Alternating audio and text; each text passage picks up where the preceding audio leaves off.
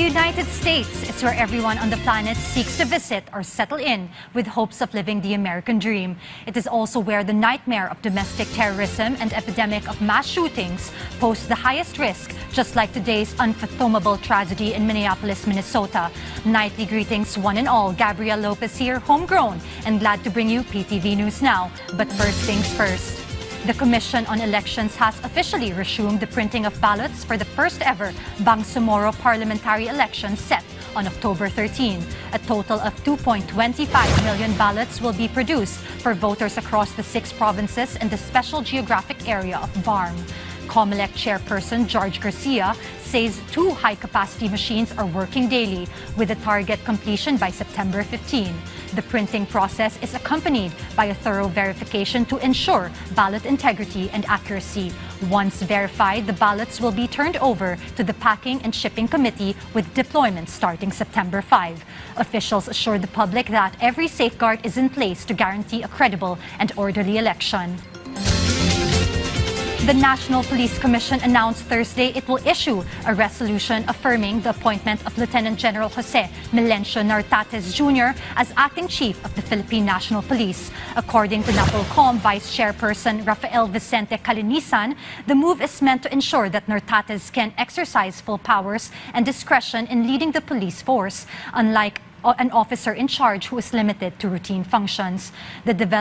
The development comes after President Ferdinand Marcos Jr. removed General Nicolas Torre III as PNP Chief, though Torre still retains his 4-star rank while remaining in active service. Both generals are set to reach the mandatory retirement age in March 2027.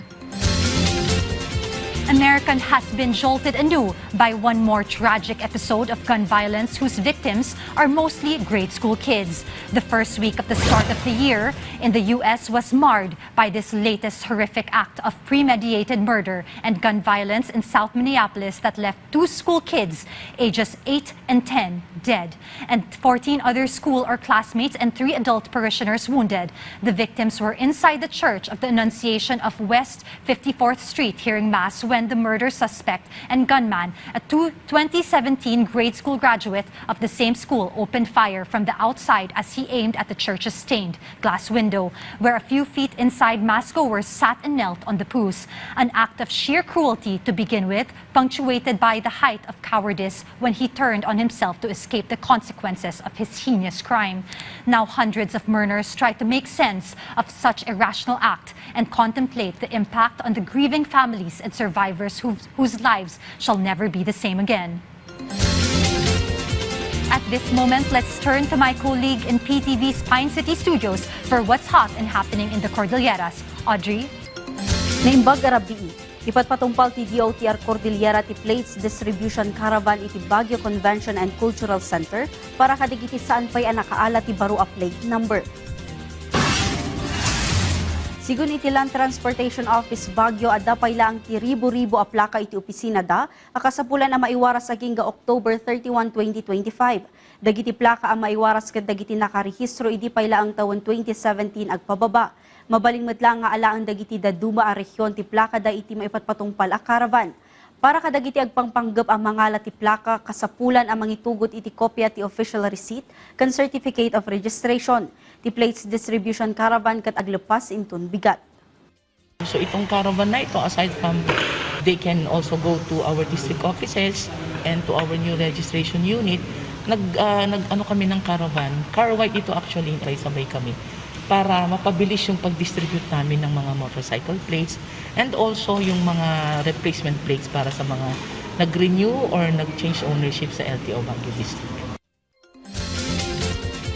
Kabayatan na pimusay ti pahinanti ti maysa a delivery van kalpasanan at nag-itirangkis nga daan kaunag a 100 meters ijay sitio North Luzon, Barangay Ambuklaw, Bokod, Benguet. Nagtaod ti van manipod poblasyon Bokod, Benguet nga agturong kuma iti Baguio City. May sa concerned citizen ti nakakita iti insidente kan nangidaulo iti rescue operations. Naitaray ti driver iti pagagasan bayat ang nasarakan dati awanan puot a pahinante iti igid ti karayan.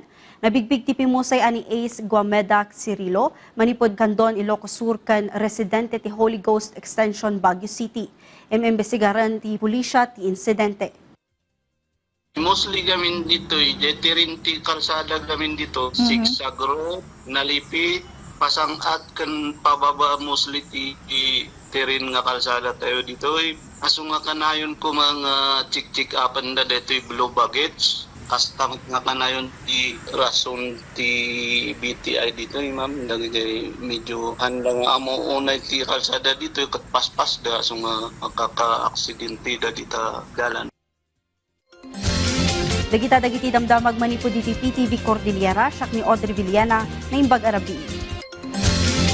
Many thanks, Audrey. And with that, we call the curtains on tonight's show. Join us anew tomorrow for the recap of the major events here and abroad in the week just passed in the Global Roundup. This is Gabby Lopez wishing you all a restful night ahead, and thank you for watching PTV News Now.